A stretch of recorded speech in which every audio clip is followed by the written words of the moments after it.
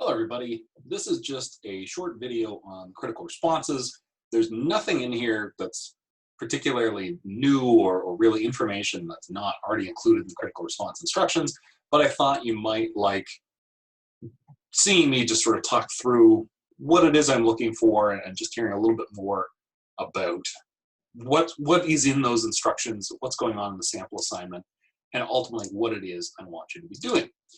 Now, I will preface this video by saying if you've had a class with me before and you've done a critical response or an essay, you've done a piece of writing, something like this, there's nothing particularly new here. Of course, different course material, so you're going to have to be engaging with that course material, but it's not like I've come up with a radically different sort of assignment with radically different expectations. So I'm going to go ahead and just switch over to the critical response instructions here. So here we are. I'm not going to just dictate everything that's in here. I'm not just going to read right through it, but just some highlights. Up near the top here, there's 600 to 900 words of body text. So that's probably about 2 to 3 pages, depending on how you have things formatted.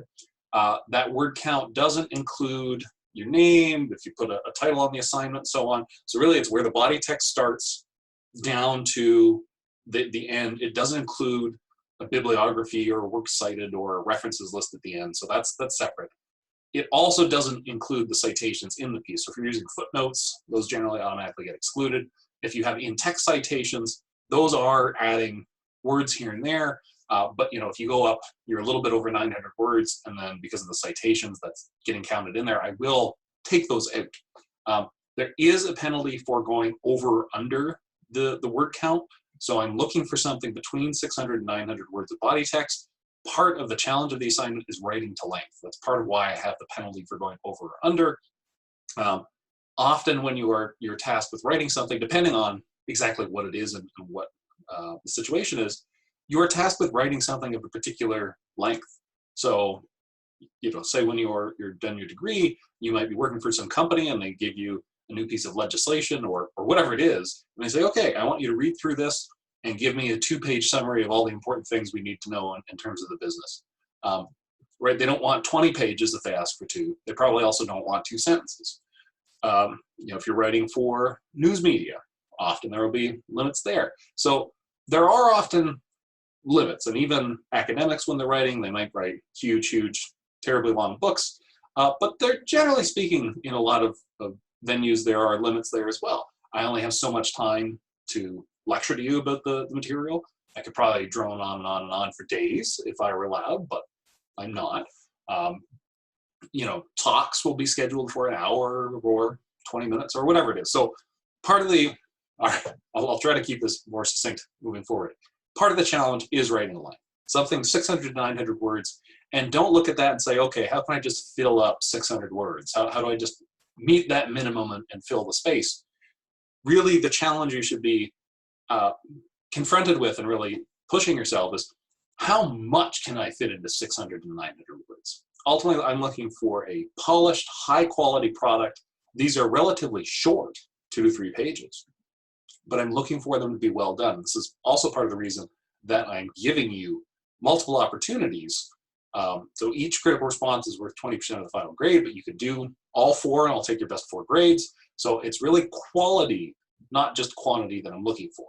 There's also a 5% penalty for not double spacing the response. I don't want to actually apply that. It's just a lot easier for me to deal with documents in Turnitin if they're double spaced, and so this is just an incentive to get you to do it. So don't forget to double space it, please.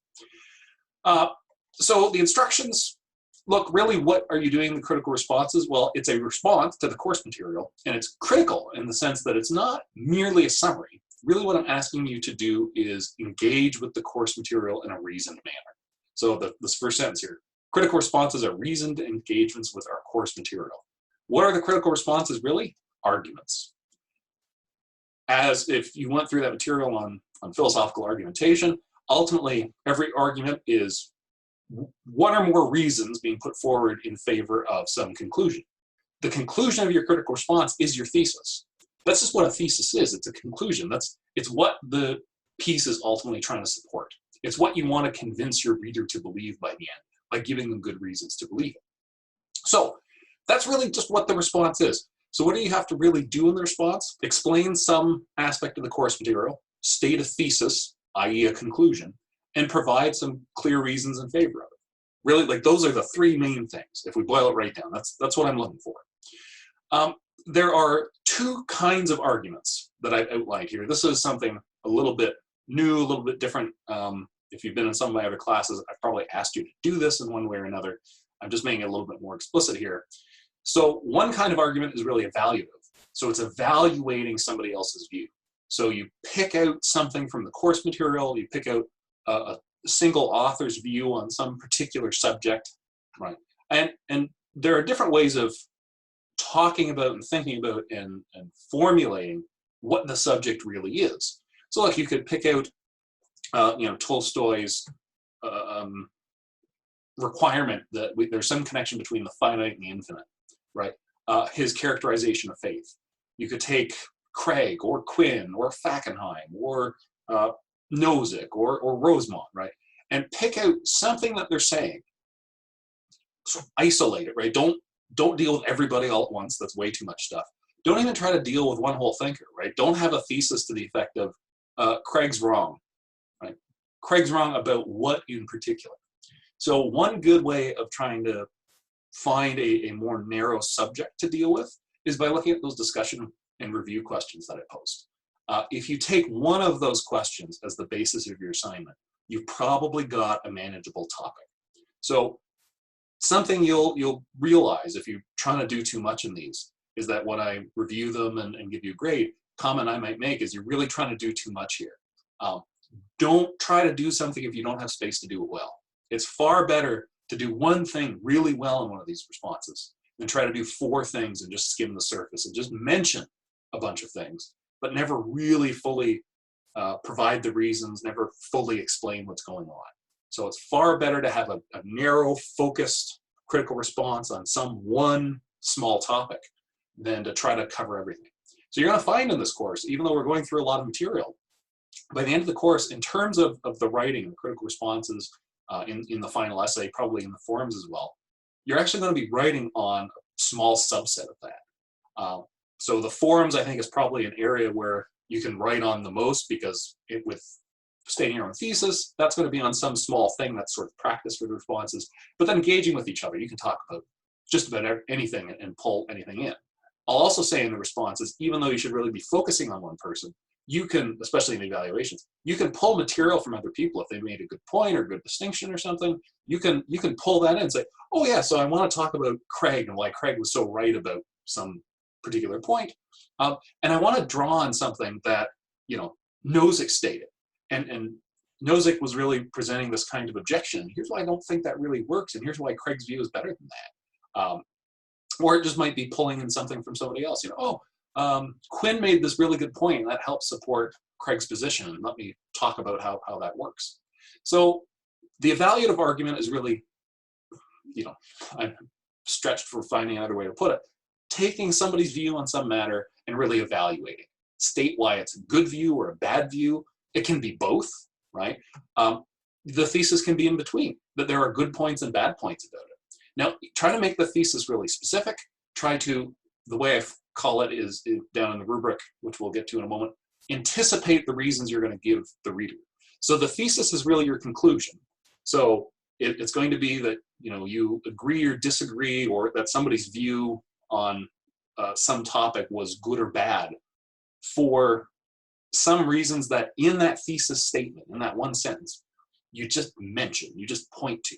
You give the reader some indication of what's going to come, and then in the piece you really take the time to elaborate those reasons, go into detail, really show the reader how it's supposed to work.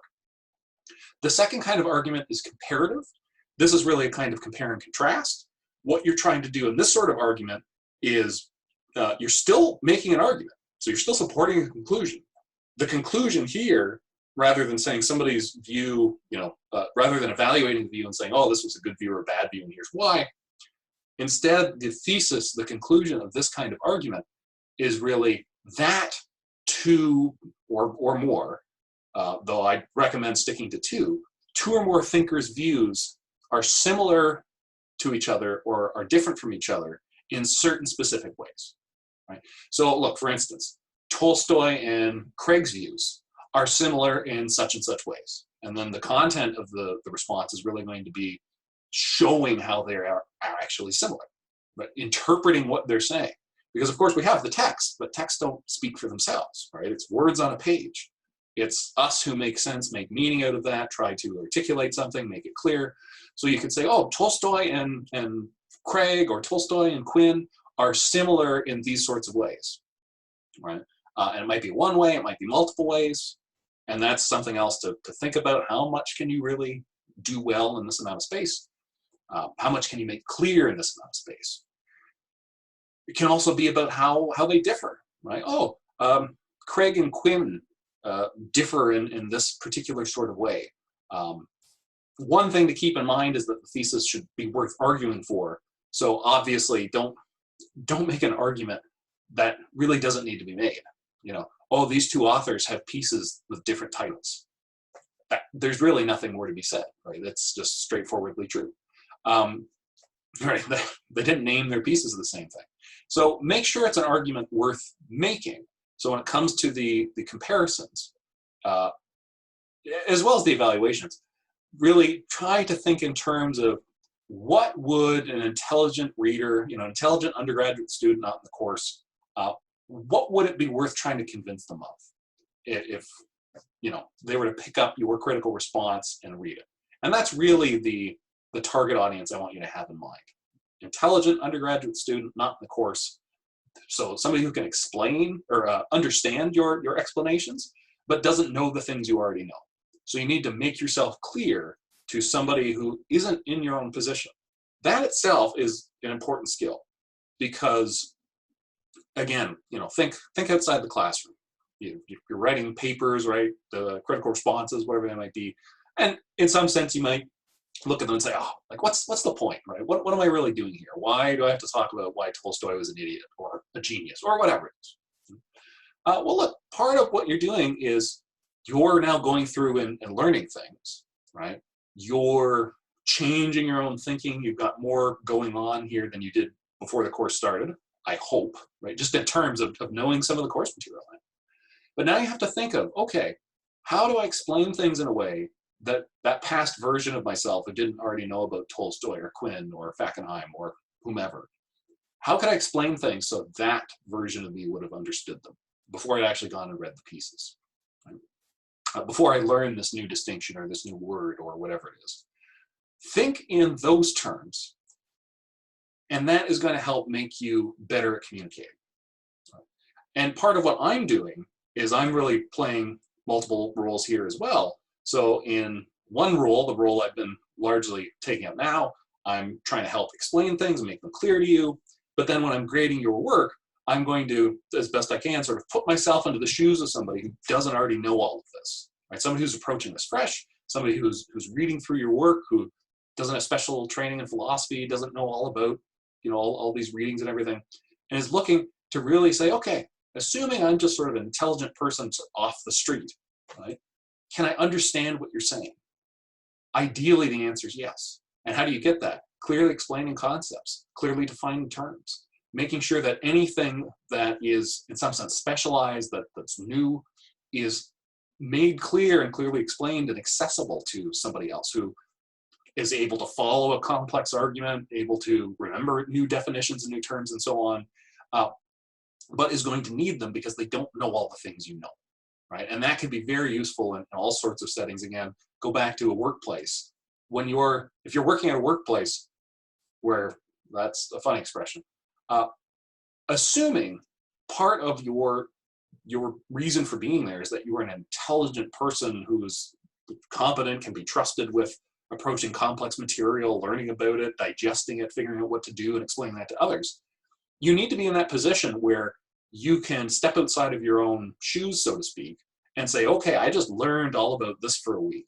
Now I need to somehow make that digestible and communicate to others what they don't already know without them having to take a week to figure it all out.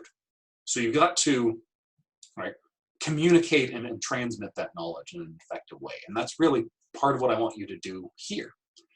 Okay, so just coming back here now. So we've got really critical responses are an argument.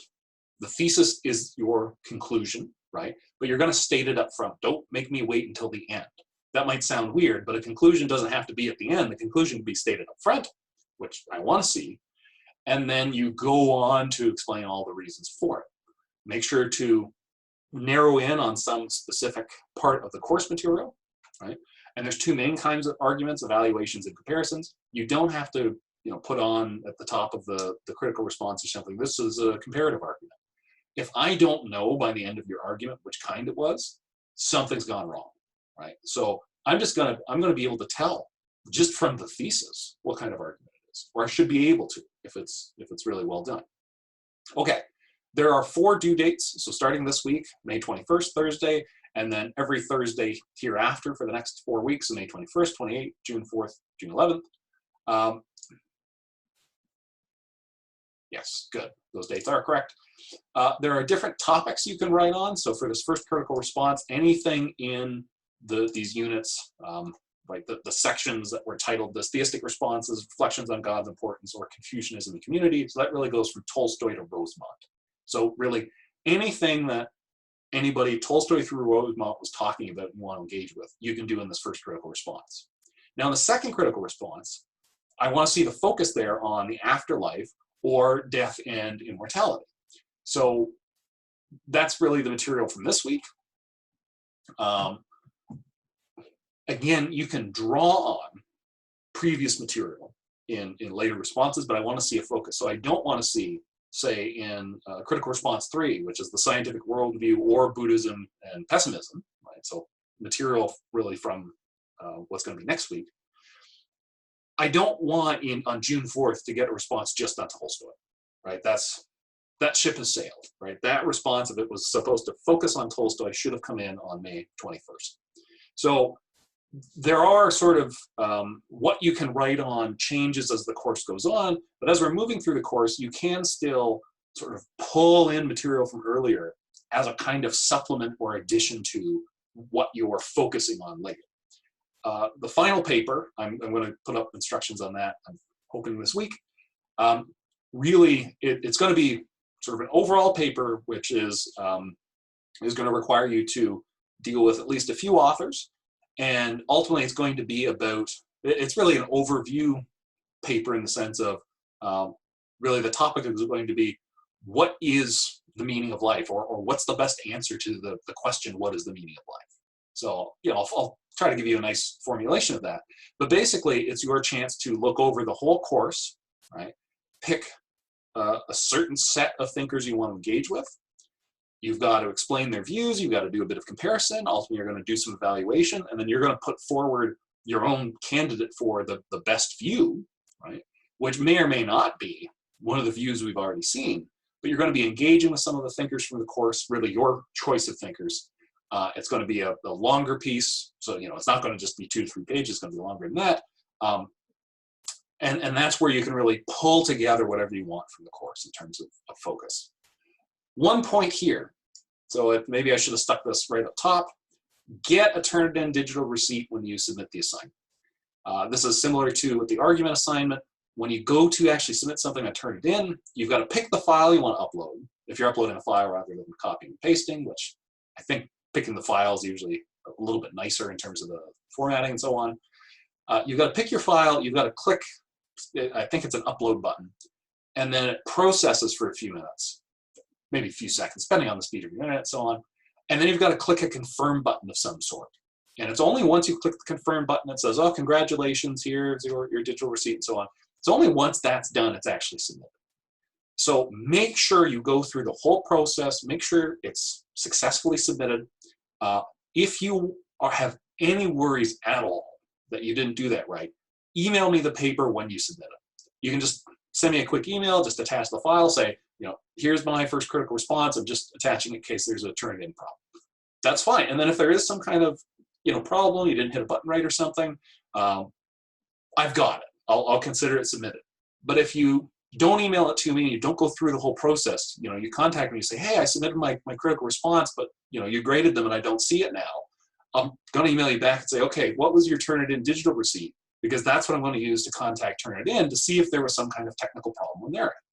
Right? So if you don't have the receipt, you're more or less out of luck. You can contact me about it, but I'm telling you right now, get the receipt, email me the copy if you have any worries. Only when I either have an email copy or you have a Turnitin receipt is your assignment submitted. Otherwise, you haven't submitted it yet. Right? You can think about it like a physical paper. If you've written the whole paper and you've printed it off and left it on your desk at home, great. You're done the assignment, but you haven't submitted it to me. You haven't given it to me yet. That's what submitting it through Turnitin, getting a receipt, or doing the email does. And if you email it to me and there's a problem, I still want it through Turnitin because that's how I want to grade it. There's a whole list of points back here to keep in mind. Some of it goes over what I already said. I'm going to pull out a few quick things here. So any claim that goes beyond common knowledge, if you're making some claim of fact, right, including claims such as that Tolstoy says this in My Confession, or William Lane Craig says this other thing, and this piece he wrote called this. Those aren't claims of common knowledge, right? Common knowledge, think again about the person off the street, or just the average intelligent undergraduate student. Not in any particular subject, not studying philosophy or biology or whatever, just an intelligent person who doesn't know everything, right? So any claim that goes beyond common knowledge should have some kind of citation if you're making that claim of fact. One thing to keep in mind, this again is from the argumentation material, you can make claims conditionally. So you can say things like, well, look, if this were a fact, right, if this were true, such and such would follow from it, right? And you can say something like, and it seems plausible to believe that that thing is true, whatever it was. So likely what follows from it is also true. So you can get around the need for the citation by framing things that way. But of course, depending on the point you want to make, whether you want the point to be merely hypothetical, conditional, or you actually want to say, no, this is a fact, this thing is true, so this other thing must be true as well, get a citation. Cite the original text in our course material whenever possible. Don't go citing the lectures all the time. Only cite the video lectures or the lecture slides themselves if I'm adding something new, something not in the original piece. Most of what I say is really in the original piece. I'm just trying to make sense of it. I'm trying to give you another way to understand it. I'm trying to explain some terminology and some background that isn't fully explained in the piece. Often I'm not adding anything particularly new. Sometimes I do. Sometimes I say, okay, look, I want to add a little something here. If you want to pick up on that and include that somehow, by all means, cite the lecture. But part of your work in the responses is getting your hands dirty, so to speak, with the original text. Going through and saying on page 16, Tolstoy says this, and here's why I think that's a great idea. Like, that's engaging with the text is really part of what I want you doing in these assignments and doing in this course. You can use any of Chicago, MLA, or APA citation styles. So pick one, right, and use it consistently for each piece. I don't care if you're consistent throughout the course, right? You can do one that's Chicago, one that's MLA, one that's APA. I don't mind, but pick one, use it correctly, be consistent. One note, provide page numbers whenever possible in your citations, even if you're using APA and Paraphrase. Because APA generally lets you get away, if you're not quoting a text, you can just say, sort of like, oh, it was in the text. But that's not really fair to people using Chicago and MLA, because both of those styles want you to give page numbers all the time. So even if you're using APA, I want page numbers whenever possible. Even if it's a page range, right? In these 3 pages, so-and-so is talking about this issue. Okay, great, right? But don't just sort of hand wave and say, oh, in the piece, right? Where? What page do I go to, or set of pages do I go to? I want to see that material. Right? Because when I grade these, I've got the book beside me, or the text available, and I will often flip to whatever you're citing to see if the citation matches the original material. So pick one of those styles, use it consistently, make use of the original text. One other thing I want to draw your attention to here, I'm just going to flip my screen over. So here's our library website. Now, on this site, so this is just the library main page. If you go over on the left-hand side here, there's this quick link, citing sources. If you click on that, you're then redirected to this other page, which is taking a moment, but we'll get there. You can pick one of these 3 main styles, right? So what you do first is really pick the style you're using. So both APA and MLA are in-text citation styles. Chicago is primarily footnotes or endnotes.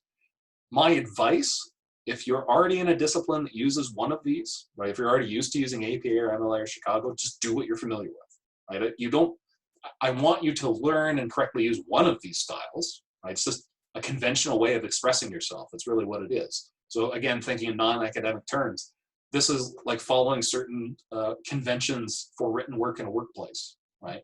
How to format it, how to put the title on, how you're supposed to do references, how you're, whatever it is, right? You're going to have to learn different ways of expressing yourself, and picking one of these styles and learning how to use it well is just really engaging in that practice. I don't have a preference for any of these styles in terms of what you use, so use whatever you're familiar with, use whatever you're comfortable with. I will suggest, if you haven't picked a citation style yet, and you're not in a discipline that seems to be forcing you to use any particular one, my advice is not to use APA. Just because it is similar to MLA in a number of its features, but APA requires you to do more.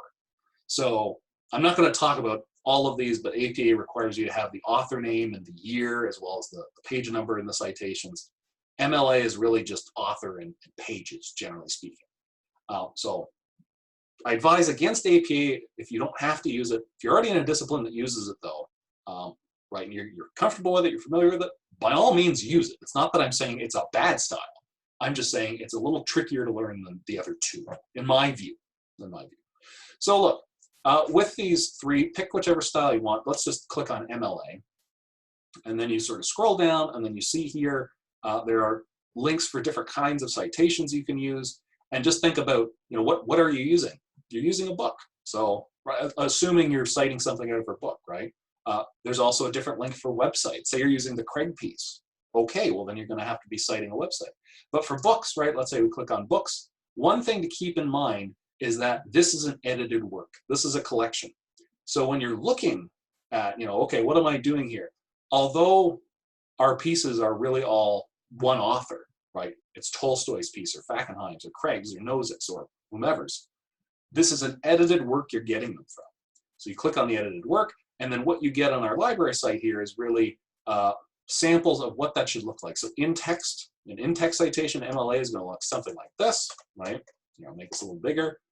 You know, author, surname, page number. It's going to be Tolstoy 16 or Fackenheim 22 or whatever they are.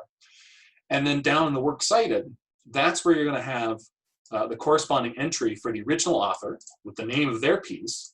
And then you're going to have to indicate what collection it's in. So this is going to be where The Meaning of Life, a reader, 4th edition comes in, editors, right, year and so on. So keep that in mind. I'm going to stop here in terms of the library site, but go use the library website. If you're not sure how to cite pieces, this is where you go to find that out. And if you follow the advice on the library site, I'll consider that correct. And like I said, something to keep in mind, one, I suppose, shortcoming of the library site is that it gives you, and this, if you go and actually look at citation manuals, you'll find a similar kind of issue quite often.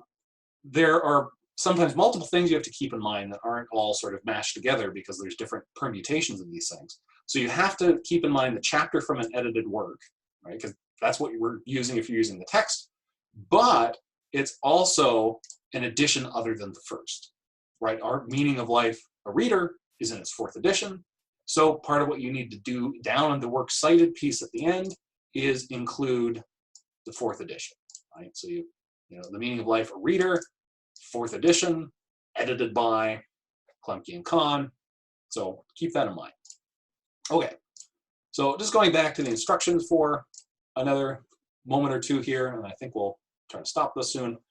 So pick a citation style, use it correctly, make good use of the text.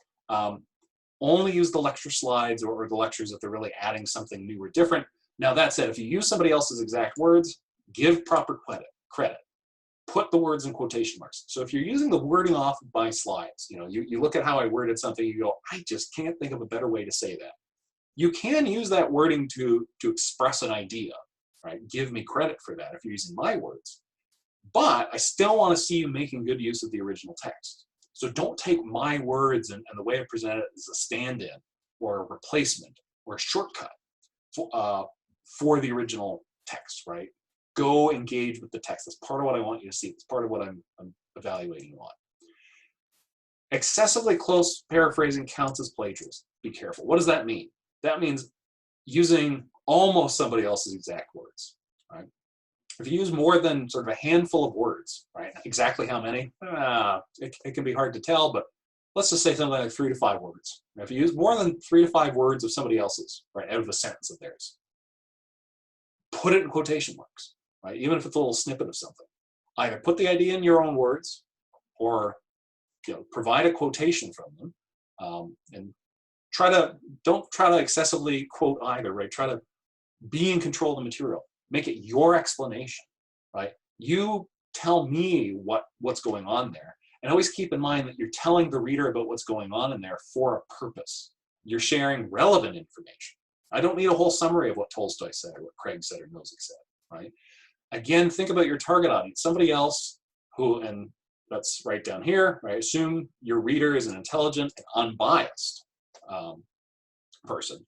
So they need to have citations to the course material, right? They want evidence. They are particularly biased. That is, they're open to being convinced. They're willing to believe your conclusion if you give them good enough reason for it. They're not just right in a position where, oh, I'm never going to believe that, right? No matter what you say. They're oh, maybe, right? Why should I believe that? Right? I'm curious. Tell me. And that's really, when I read your pieces, that's often the position I'm in. Right? I certainly have beliefs, but I don't think I have an awful lot of convictions. So I'm potentially open to believing whatever it is you're trying to convince me to believe. So give me some good reasons, right? And if the reasons are good enough, I might revise my beliefs. So assume your reader is intelligent and unbiased, right? But they don't have the specialized knowledge you do, so they want citations, they want evidence. They aren't just going to believe whatever you say. They're a little bit skeptical, right? Not sort of radically skeptical that they won't believe anything, but rather they're not just going to believe something because you say it, right? They still want good reasons. Keep your language fairly formal and professional, right? Just don't use too little like acronyms and things like that. Right? Try to keep a respectful tone. Be a little bit strive to be objective, right? A little bit detached, a little bit sort of like an observer, somebody studying this thing, looking at it, saying, okay, really, why should we believe this or that, right?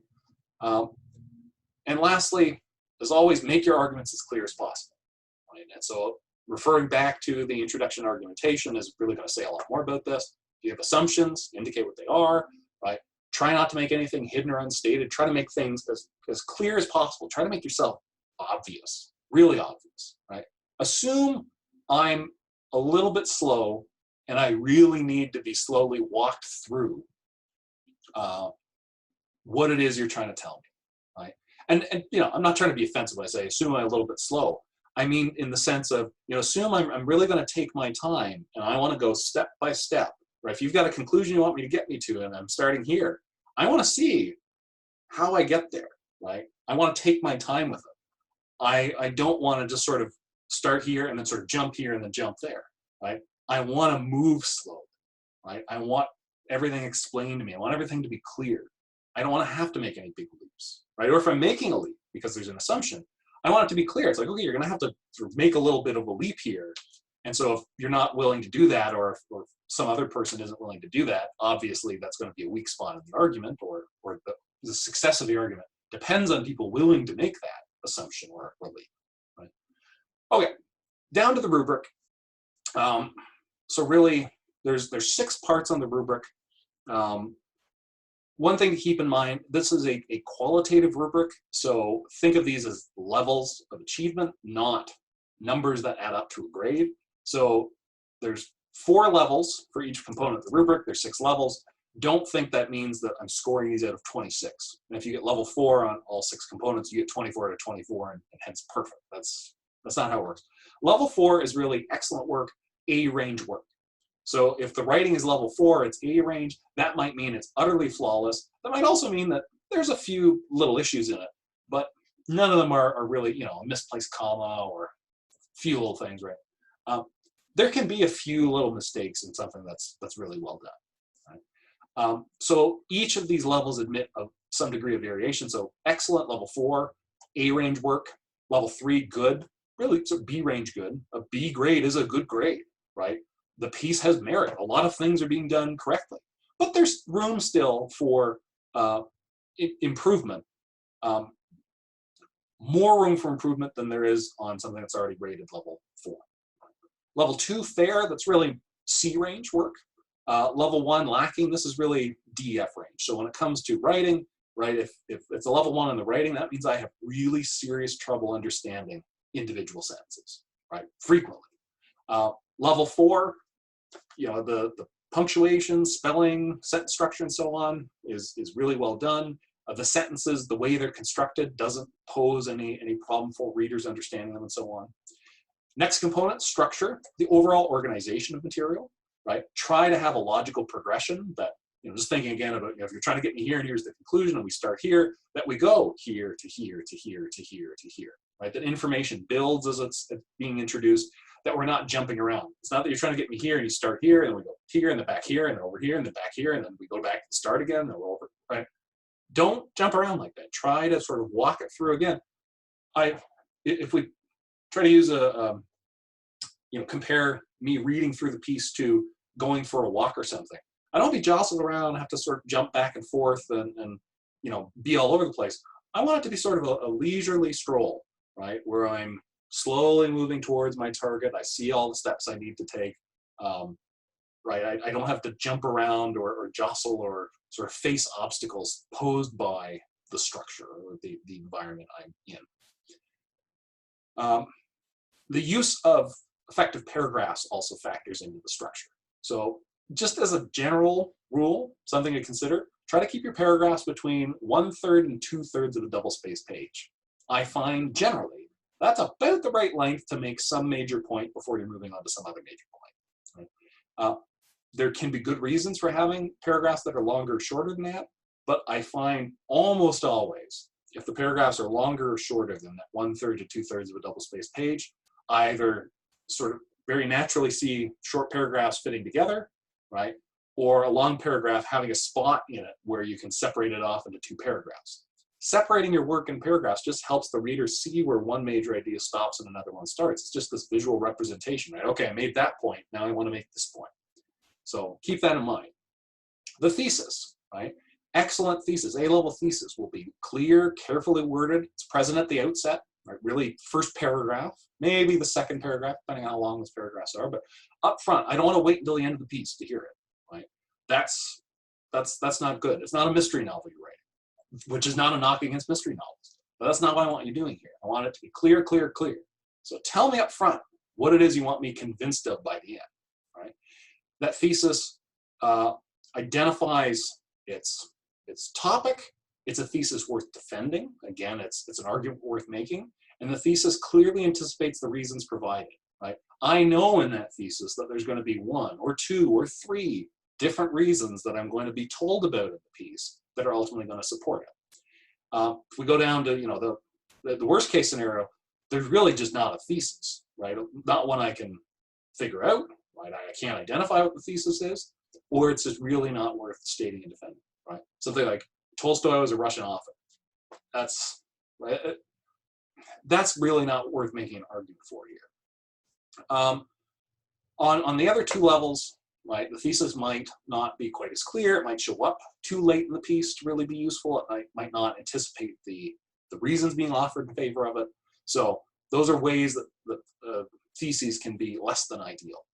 Quality of the critical engagement, right? This can be, in some sense, I think, maybe the hardest thing to figure out on your own ahead of time, right? How clear is your reasoning? How strongly does your reasoning support the thesis? This is really something the forums are giving you an opportunity to do, sort of test out your own reasons. Just provide a thesis, right? Get some practice in that. Clear thesis, identifiable topic, identify the author, what the issue is, right? And identify 1 or more reasons that could be offered in favor of it. And then see what other people say, right? Oh yeah, that makes sense. Here's something to think about. Here's a way you could elaborate that. No, here's a potential objection. Here's a possible problem. Here's why I don't think those fit together quite the right way. Right? The explanation of the course material, right? Again, you want to be explaining for a purpose, right? You don't want extraneous material, irrelevant material. You don't need to provide a whole summary of the piece. Right? I don't need to hear everything about it. I need to hear enough information so that an intelligent person not familiar with the course material would be able to understand what you're arguing for and how that intersects with and is in conversation with the original material you're looking at. Right? So make sure the explanations of the course material, they're accurate. Right? You're not saying things that aren't true. Right? It only includes the relevant material you need to. Right? So depending on what topic you want to engage with a particular thinker, your explanation of what they're saying might be fairly different from somebody else's explanation if they're trying to engage with some other part of their thinking. Right? There's probably going to be some core similarities, because ultimately if you're, two or more people are writing about, talking about the same person, that person said certain things. There might be some areas of disagreement about how to interpret what they're saying, but there's going to be certain core things that should always be true. Right? Lastly, citations and the use of text. When you're explaining the original piece, provide notes, right? It could be in text, they could be footnotes, whatever they are. Include page numbers. Quotations accurately reflect the original text. Don't go fiddling around with them. You can change a quotation if you use square brackets and ellipses. You can look at that on the library website, or send me an email or come talk to me if you want some more information. Don't italicize or bold things unless they're italicized or bolded in the original, right? Unless you indicate you've changed it.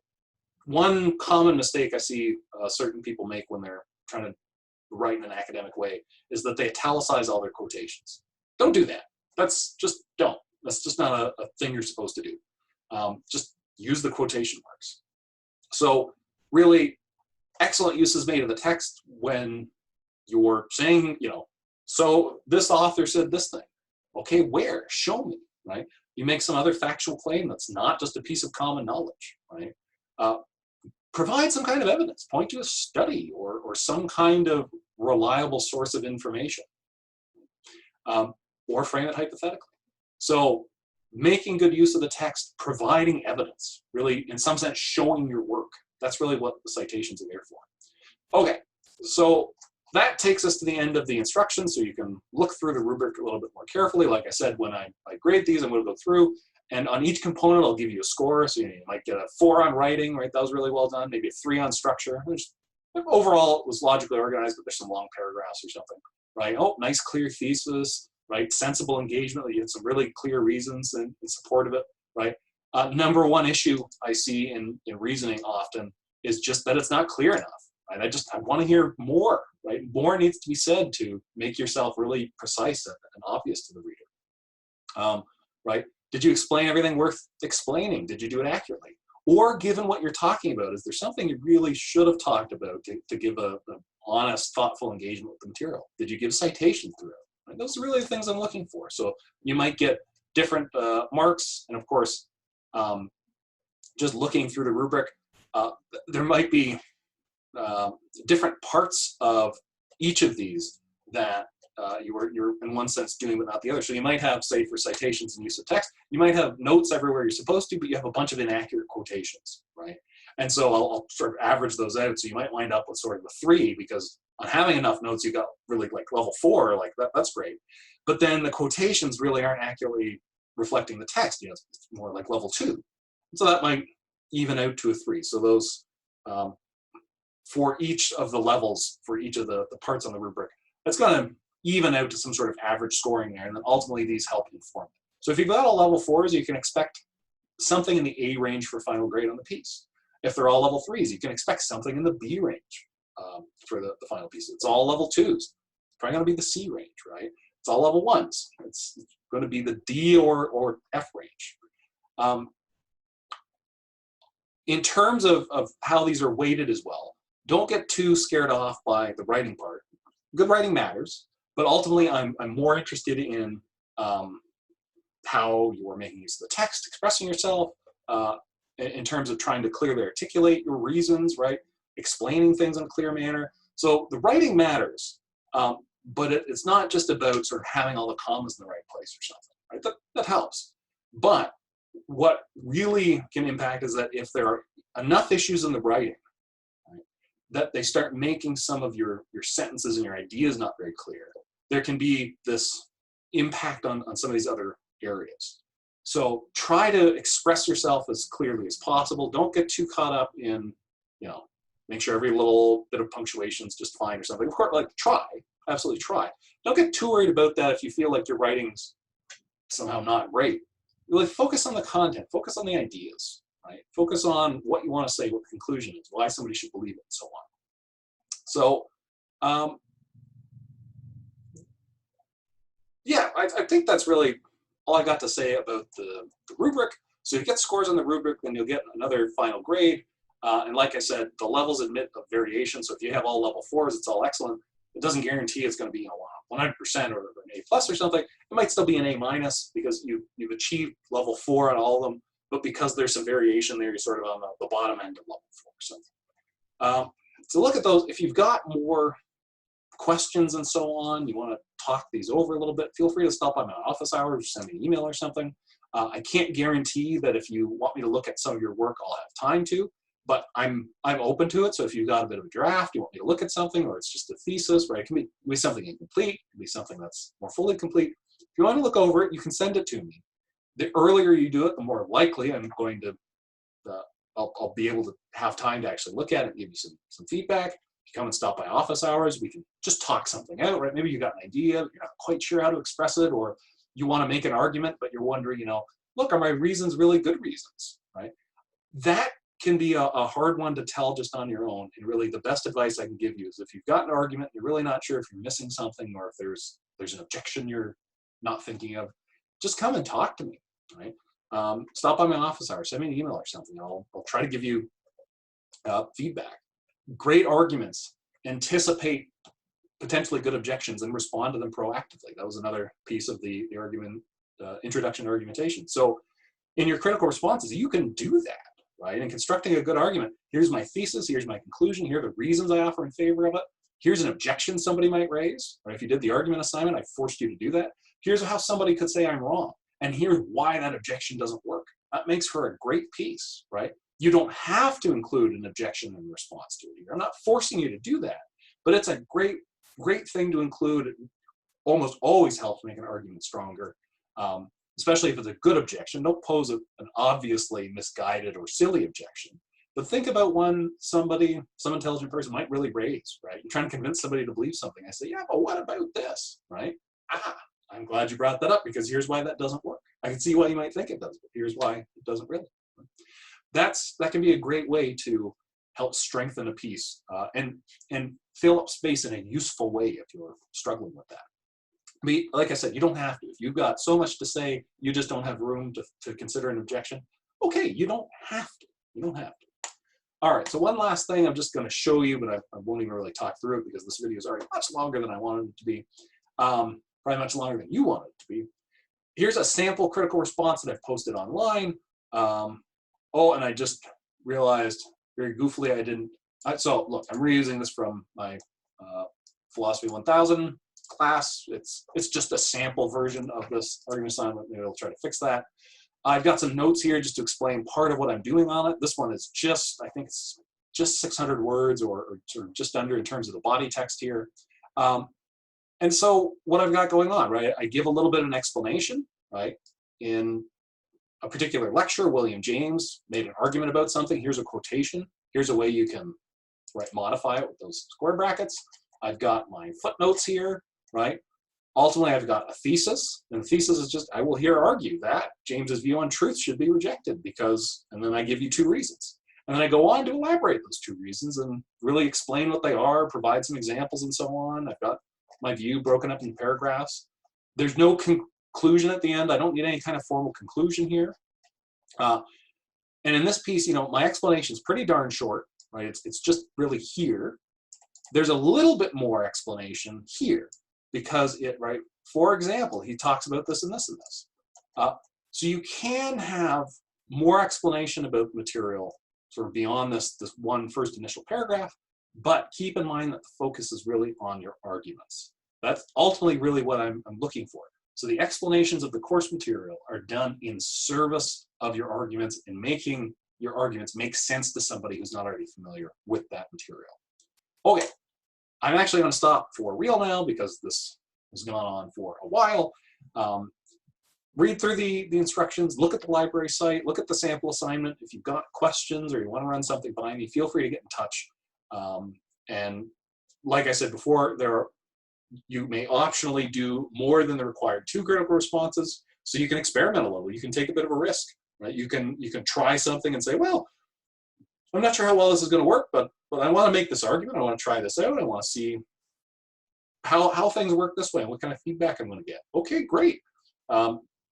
Try it out, and if it doesn't go as well as you wanted, I'm going to give you some feedback about what went well and what didn't go so well in the piece, and you can use that in the future. And when you get feedback from mailing responses, there again, you can reach out if you want to hear more.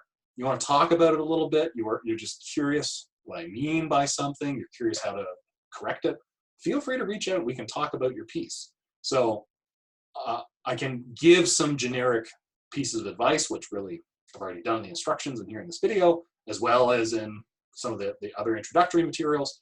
But really the best advice I can give and the best feedback I can give is always specific, right? When you have a draft or you have a thesis, you have something written out, then we can look at it and I can point to something and say, well, I don't know what this word means, or you really need to specify this, or well, what about this objection that somebody might raise? So keep all that in mind. Feel free to reach out and be in touch if you want some more feedback, you want some advice, or run an idea by me or something like that. And until my next video, I'm just going to stop it here. Otherwise, I think I'll drone on forever. Okay. Hope you're all doing well. See you later.